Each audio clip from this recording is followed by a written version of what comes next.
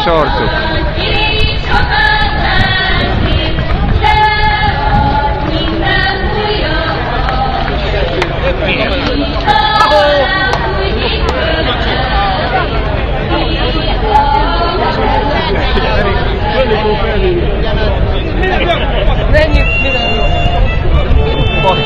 Jó, tesz egy kis misítőbe.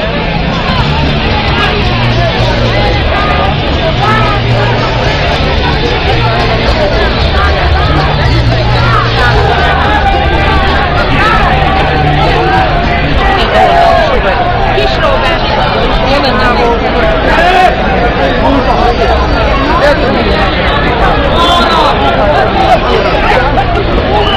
Hát fújják a gázt!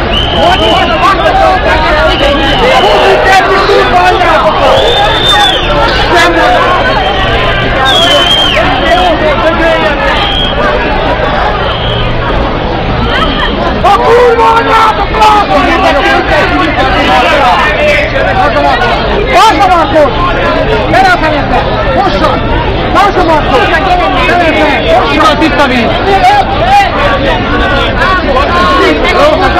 Arra menjünk kifelé! Arra menjünk kifelé! Kurva anyátok!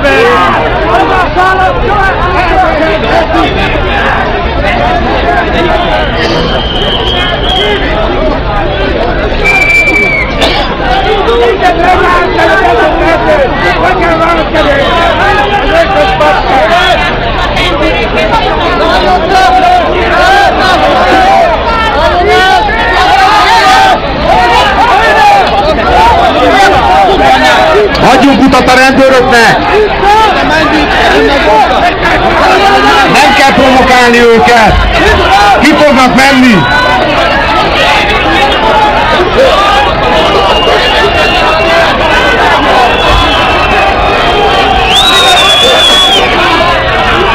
Orbán fasizmus!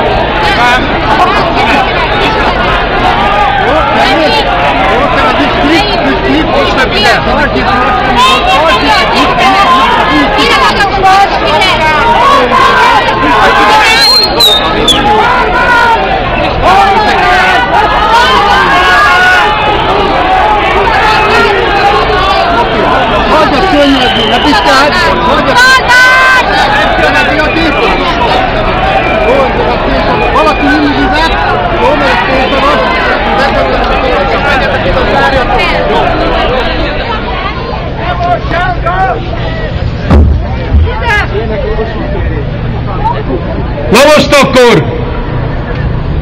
Úgy, hogy mindenki hallja! Adja az Isten! Barátaim! Mindannyian tudjuk, hogy ezen a mai napon mire emlékezünk. Mindannyian tudjuk, hogy ezen a mai napon miért jöttünk el megint. Sokan vannak ebben az országban, akik azt mondják, hogy de hát nagyon-nagyon sok minden megváltozott.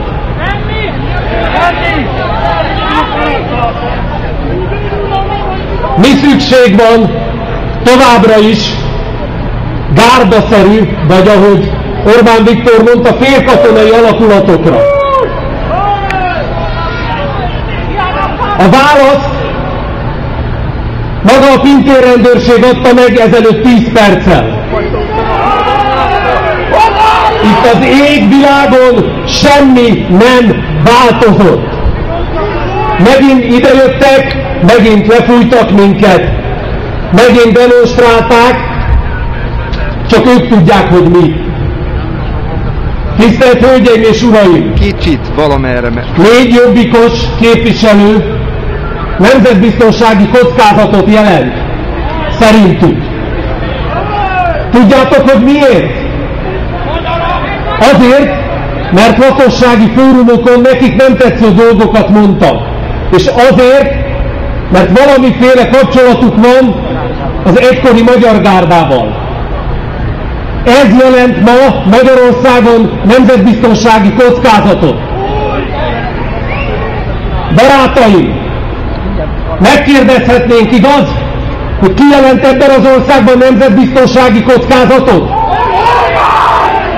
Vajon azok a fideszes polgármesterek, akik hatalmuknál fogva izraeli cégeknek játszanak át földterületeket, vagy azok az MSZP-s képviselők, akik a parlament alakuló ülésén izraeli zászlóval a kitűzőjükben jelennek meg,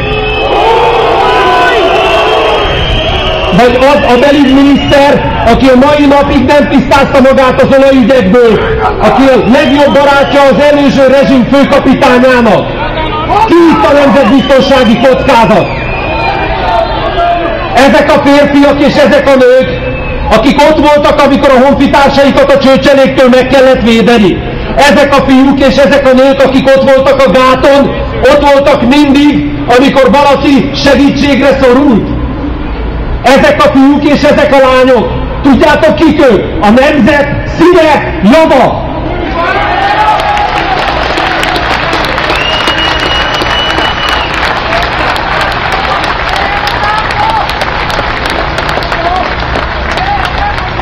Hát ettől félnek, ezért mondják rájuk, hogy ők nemzetbiztonsági kockázat.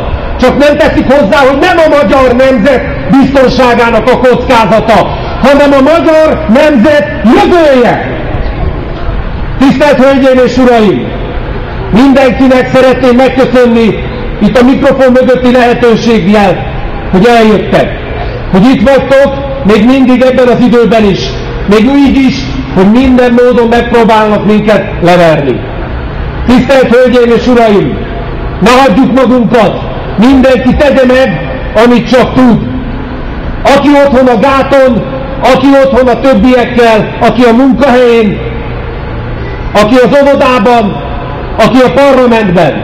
Ne hagyjuk magunkat innen kiszorítani, mert mi itthon vagyunk, mert Magyarország a magyaroké.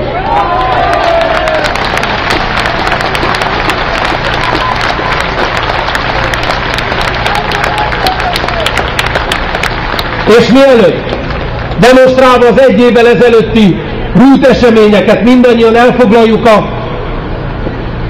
helyünket a földön, előtte maradjunk állva, maradjunk vigyázva, és énekeljük el együtt a himnuszt.